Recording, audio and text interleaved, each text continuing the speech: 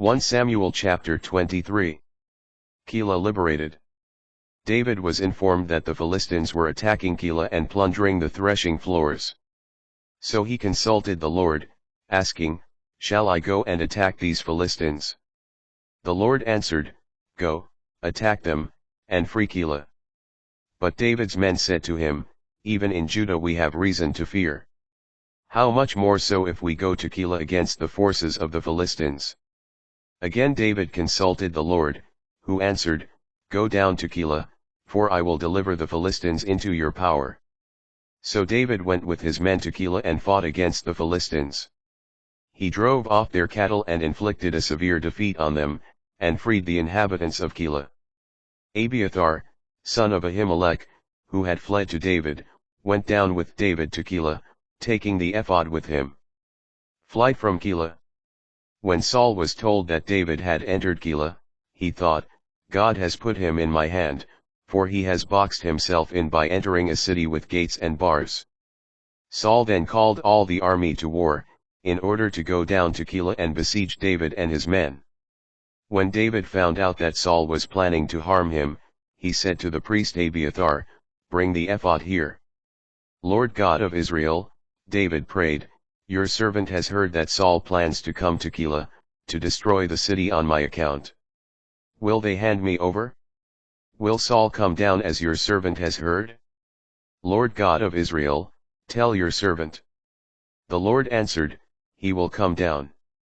David then asked, "Will the citizens of Keilah deliver me and my men into the hand of Saul?"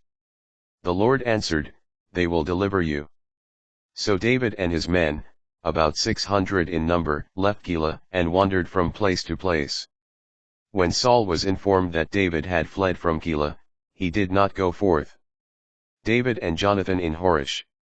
David now lived in the strongholds in the wilderness, or in the barren hill country near Ziph.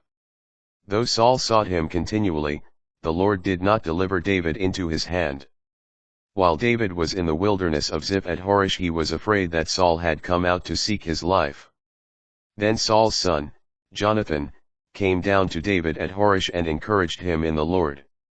He said to him, "Have no fear, my father Saul shall not lay a hand to you. You shall be king of Israel *, and I shall be second to you. Even my father Saul knows this."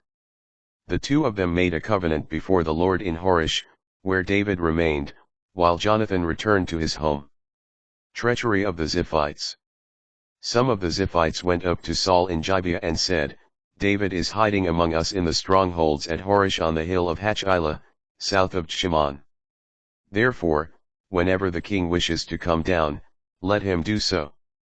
It will be our task to deliver him into the king's hand." Saul replied, "The Lord bless you for your compassion toward me. Go now and make sure once more. Take note of the place where he sets foot, for I am told that he is very cunning. Look around and learn in which of all the various hiding places he is holding out. Then come back to me with reliable information, and I will go with you. If he is in the region, I will track him down out of all the families of Judah." So they went off to Ziph ahead of Saul. At this time David and his men were in the wilderness below Mon, in the Arabah south of the wasteland. Escape from Saul. When Saul and his men came looking for him, David got word of it and went down to the gorge in the wilderness below Mon. Saul heard of this and pursued David into the wilderness below Mon.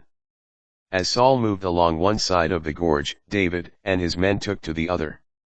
David was anxious to escape Saul, while Saul and his men were trying to outflank David and his men in order to capture them.